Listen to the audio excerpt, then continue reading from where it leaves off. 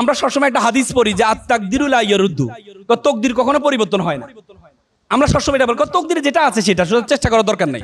অর্থাৎ আল্লাহ রাসূল বলছেন মান জাদ্দা ওয়াজাদা, মানুষ ততটুকুই পায় যতটুকু সে চেষ্টা করে। এবং আল্লাহ তাআলা কোরআনে বলছেন ওয়ালাইসা লিল ইনসানু ইল্লা মা সা, মানুষ ততটুকুই পাবে যতটুকু সে চাইবে, চেষ্টা করবে।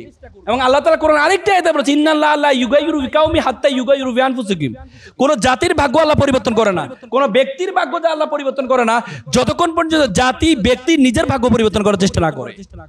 সুতরাং তুমি যদি তোমার চেষ্টা না করো তুমি কখনো সফল হতে পারবা না। আমি একবারে শেষ প্রান্তে চলে আসছি।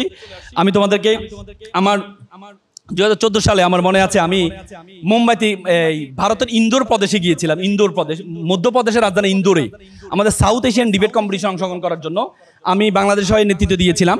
তা আমি যাওয়ার পথে মুম্বাইতে একটা চিড়িয়াখানা দেখতে পেলাম। তো চিড়িয়াখানায় বড় বড় তিনটা মূর্তি, মুখে তিনটা মূর্তি দেখলাম। ডারউইন চিড়িয়াখানা। একটা মূর্তি 2 চোখে হাত, একটা মূর্তি 2 কানে হাত, একটা মূর্তি মুখে 2 হাত। হিন্দি ভাষা লেখা আছে, আমি বুঝতে পারলাম না কি লেখা। তা আমি জিজ্ঞেস করলাম, তারা আমাকে বললো চোখে 2 হাত মানে আমি খারাপ কিছু দেখবো না, কানে 2 হাত মানে আমি খারাপ কিছু শুনবো না, মুখে 2 হাত মানে আমি খারাপ কিছু বলবো না। আমার খুব দাগ কেটেছে। আসলে তো সত্য, তুমি যদি খারাপ কিছু না দেখো তুমি কখনো খারাপ কিছু বলবাও না, আর তুমি যদি খারাপ কিছু না বলো তুমি কখনো খারাপ কিছু শুনবাও না। সেখানে একটা বানর ধরার প্রক্রিয়া দেখছে, একটা খাঁচার মধ্যে কিছু বাদাম রাখা হয়েছে, একটা কলা রাখা হয়েছে। বানর আবার কলা এবং বাদাম পছন্দ করে, সে কলাটা নেওয়ার জন্য যখন হাতটা ভিতরে নেয় তখন সে হাতটা বের করতে পারে না।